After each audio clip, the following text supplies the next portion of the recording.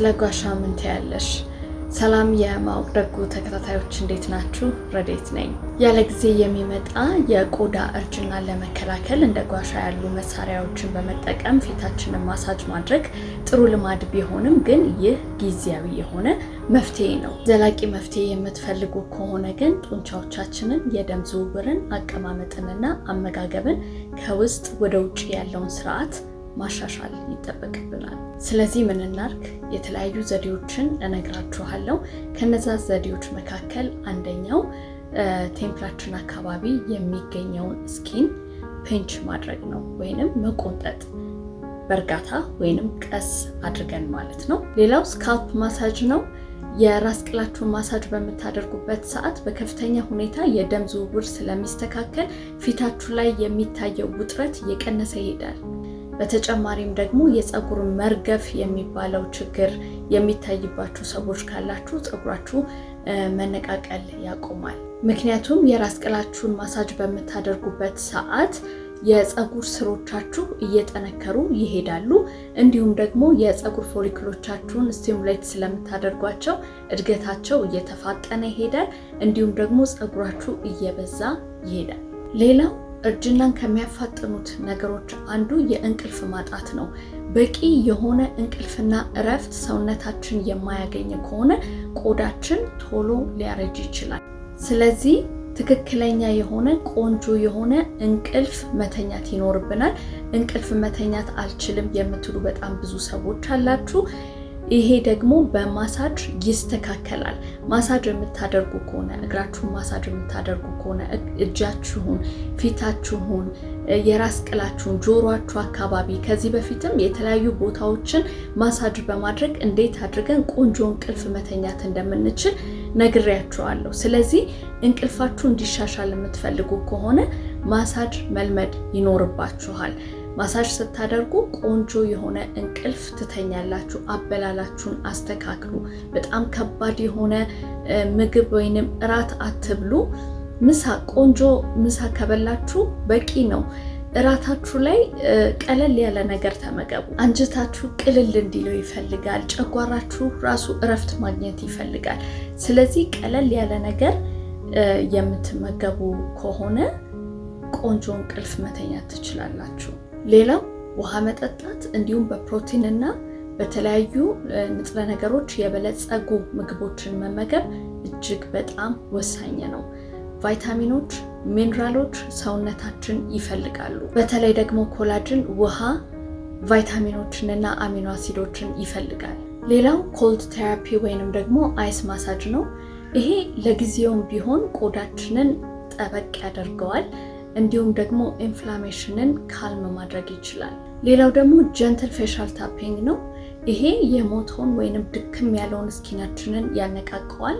በተጨማሪም ደግሞ የደም ዝውውራችንን በጣም በጥሩ ሁኔታ ያሻሽለዋል። የመጨረሻውና ዋነኛው በጣም ጠቃሚው ነገር ደግሞ ቆዳችሁን ከፀሐይ ብርሃን መጠበቅ ነው። ለፀሐይ የምታጋልጡት ከሆነ ያለ እድሜያችሁ በፍጥነት ቆዳችሁ ማርጀት ይጀምራል። የተለያዩ መስመሮች የሚወጣባችሁ ወይንም ቆዳችሁ ቶሎ ብሎ የሚሸበሸበው በጣም ለፀሐይ ጨረር ቆዳችሁን ስለምታጋልጡት ስለሆነ ቆዳችሁን ለፀሐይ አታጋልጡ። ከነዚህ ከነገርኳችሁ መካከል ሁለቱን አሳያችኋለሁ። የመጀመሪያው ቴምፕል ስኪን ፒንቺንግ ያልኳችሁን ነው። እሱም እንዴት ነው የምናደርገው? ይሄንን ከዚህ ጀምራችሁ የአይናችሁ እዚህ ጋር ሪንክልስ የሚወጣብን አካባቢ ያለ አይደል? ከሱ ጀምራችሁ እንደዚህ ፒንች ታረጉታላችሁ። አልያዝ የሚላችሁ ከሆነ ደግሞ መጀመሪያ እንደዚህ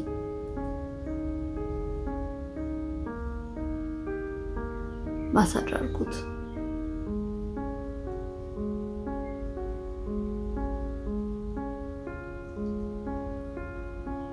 ቫይብሬሽን ይፈልጋል። ከዛ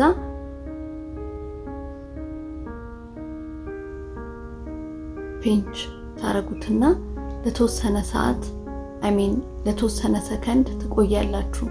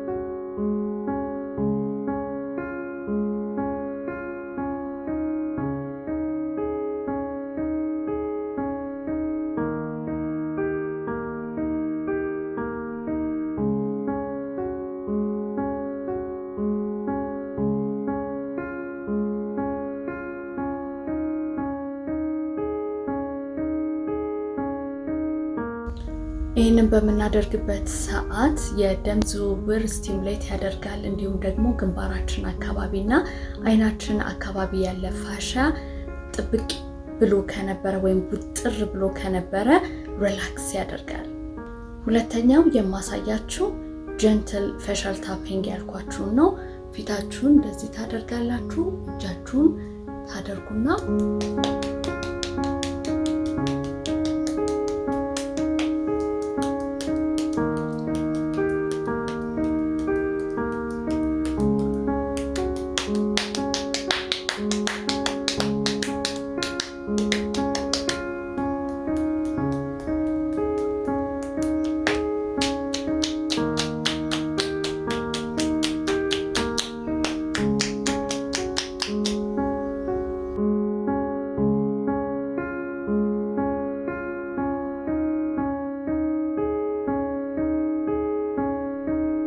እንግዲህ ያለ ጊዜ የሚመጣ እርጅናን ለመከላከል የአንድ ጊዜ ትሪክ አይደለም፣ ሁል ጊዜ ሊኖረን የሚገባ ሀቢት ነው። ኮንሲስተንሲ መሰረታዊ የሆነ ነገር ነው ላችኋለሁ። ሁል ጊዜ እኔ የምነግራችሁ ነገር ደግሞ በጣም ብዙ ሰዓት የሚፈጅ ነገር አይደለም። በጣም ቢበዛ 15 ደቂቃ ወሰዳችሁ ማለት ነው። ስለዚህ ይህንን ደግሞ ብታደርጉ የበለጠ ለእናንተ ይጠቅማችኋል። ሌላ ጊዜ ደግሞ መሰረታዊ የሆኑ የማሳጅ ቴክኒኮችን አሳያችኋለሁ።